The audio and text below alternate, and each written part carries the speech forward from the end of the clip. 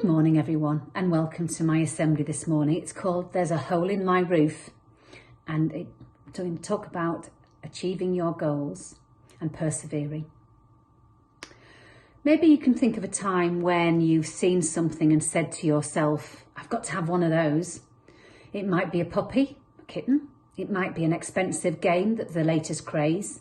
It might even be a musical instrument such as a keyboard or a guitar. Can you remember those first few days?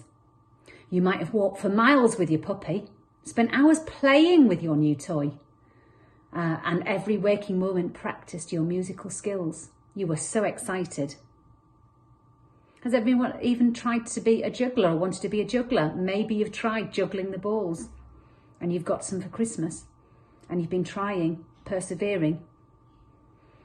The problem is what starts off as a good idea turns out to need a lot of effort. It's a bit like the other things we've mentioned. After a while, walking the puppy in the rain turns into a real drag. The game was no longer the latest craze. And if you had to play that same piece of music over and over again, it would drive you around the bend. What seemed like a good idea at the time soon became too much of an effort. Things could have been so different if only you persevered. So I'm going to tell you a story now, and it's a story of a man who was paralysed, so he couldn't move. And it's a story also about his helpful friends. A crowd had gathered in a nearby house to listen to Jesus teaching about God's love.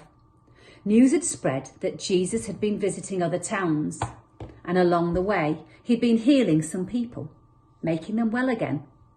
When the news came that Jesus was in their town, 4 friends wondered if Jesus would help the man who was paralysed, so they hurried round to his house. They were so excited. At last, someone who could help him. At times, not being able to walk had left him feeling frustrated. Trying to do anything, just a simple everyday job, was extremely difficult for him to do without their help and support. He wanted to be independent, to be able to do most things for himself, but it seemed that the world was full of lots of obstacles. The 4 friends had always cared for him, and they admired his perseverance and his courage. Somehow, the more difficult things were, the more determined he became to achieve his goal. They liked his strong character and always did their best to include in it and encourage him. Now that Jesus was in town, the 4 friends were full of hope that their paralysed friend would be healed.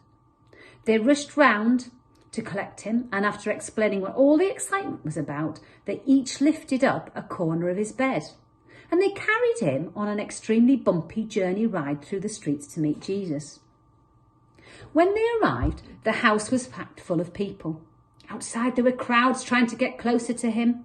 Some were trying to squeeze through the narrow doorways, others were peeping through the windows, all in the hope of catching a glimpse of this special man called Jesus.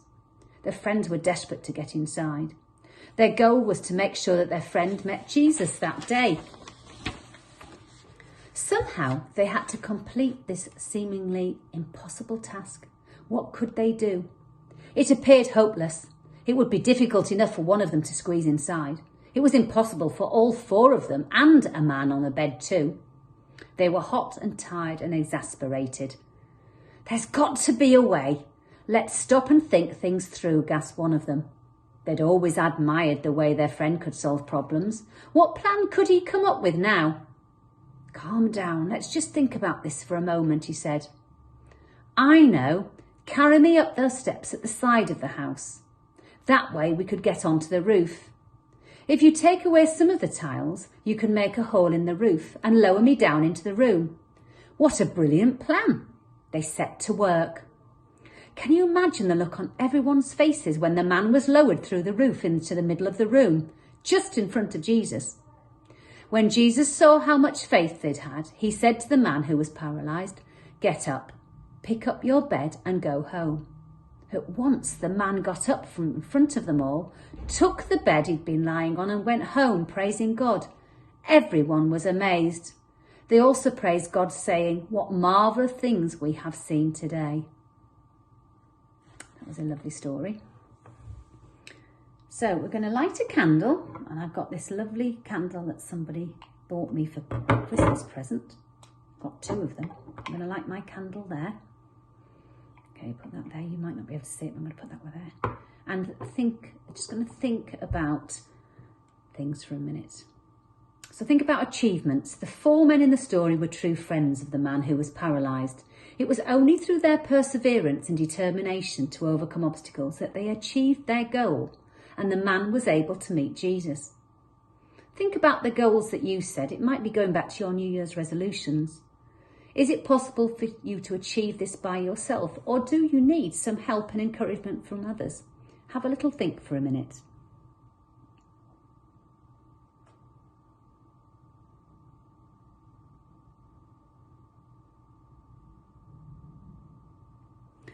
I'm just going to say a little prayer, and if you want to make the prayer yours, you can say amen at the end of it.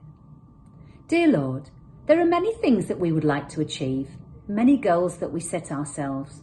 Some we can manage on our own, some we can only